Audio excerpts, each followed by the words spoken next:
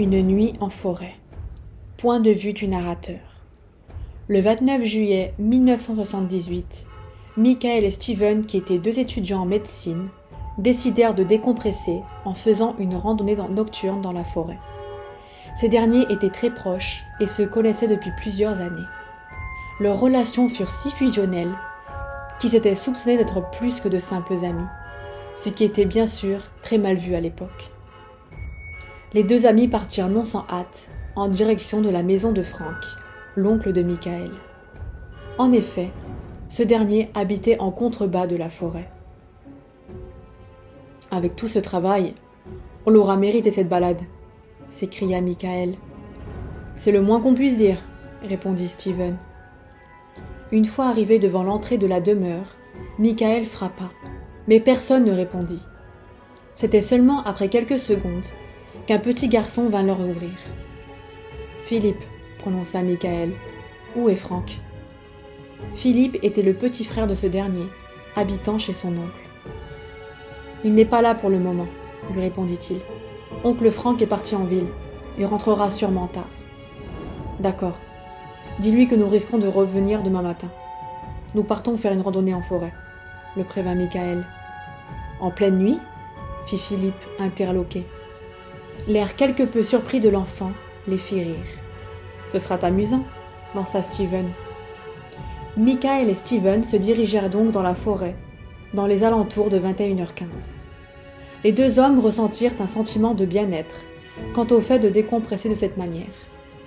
Marchant tranquillement, ils prirent un petit chemin, s'approfondissant ainsi dans la pénombre de la nuit. Le lendemain matin, alors que Frank prit son petit déjeuner assis sur une chaise à l'extérieur, celui-ci aperçut un homme à moitié vêtu, les cheveux en bataille, hurlant à l'aide. Frank se leva, brusquement, afin de s'approcher de l'homme en détresse. C'était Steven, le pantalon extrêmement sale, torse nu, le visage déformé par la peur. « Steven ? Hé, calme-toi !» tenta de le calmer Frank. « Où est Michael ?» Les tentatives de Frank pour apaiser le jeune homme paniqué ne fonctionnèrent pas. Ce dernier balbutia, sans arriver à articuler le moindre mot. « J'ai à l'aide un homme. Steven, explique-moi, doucement. » Ce dernier s'efforça de reprendre peu à peu son self-control avant de se lancer.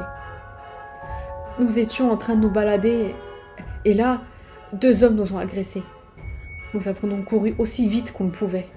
Malheureusement, j'ai perdu la trace de Michael. Et puis je me suis caché derrière un arbre. » Il marqua une pause, essoufflé.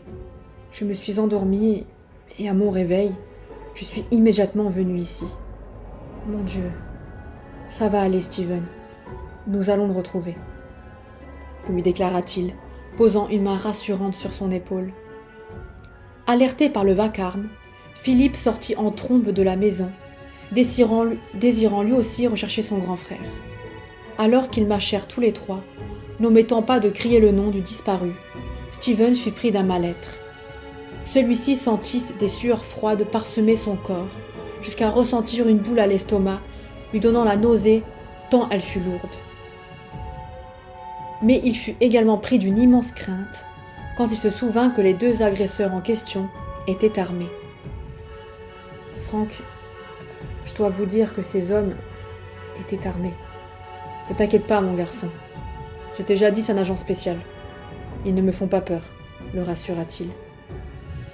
Steven indiqua donc à l'homme le même chemin qu'ils avaient eux-mêmes pris, jusqu'à ce qu'au bout de quelques minutes, le petit Philippe ne se mette à courir subitement.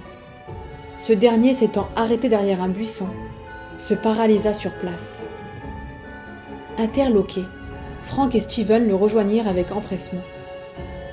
Les deux hommes écarquillèrent les yeux devant la vision d'horreur qui s'offrait à eux. Un corps seulement vêtu de son pantalon, une profonde morsure à l'épaule, ainsi que des traces qui indiquèrent qu'il n'avait reçu pas moins d'une centaine de coups de lame.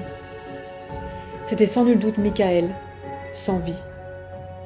Après l'assimilation de ce drame, Philippe et Steven s'effondrèrent, pleurant toutes les larmes de leur corps. Pour Steven, c'en était trop, s'autoflagellant du meurtre de son ami. Concernant Frank, bien que peiné, tenta de garder son sang-froid afin d'appeler le secours. Ces derniers arrivèrent rapidement sur les lieux, emportant le corps mutilé devant les yeux de Philip et Steven, anéantis. Quelques heures après, Steven fut immédiatement interrogé, étant considéré comme le principal suspect de cette affaire. Assis dans une pièce contenant très peu de lumière, équipé d'une caméra de surveillance, le jeune homme ne comprenait pas pourquoi il était là, pourquoi l'on suspectait lui.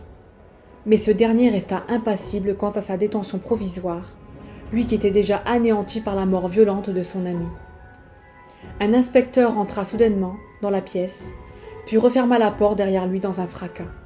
« Alors, redis-moi ça. » Le jeune homme meurtri raconta alors cette même version qu'il eut relatée à Frank.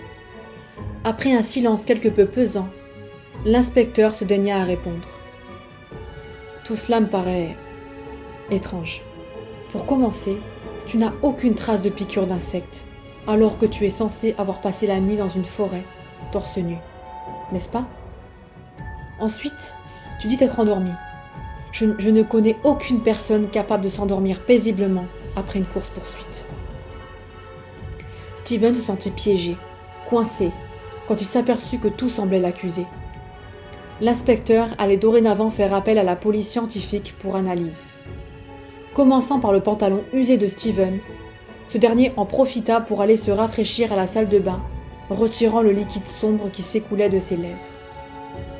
Après analyse, les taches de sang furent retrouvées sur le vêtement, les interloquant. Les autorités compétentes en conclurent que malgré que tout soit contre lui, rien de concret ne put le condamner.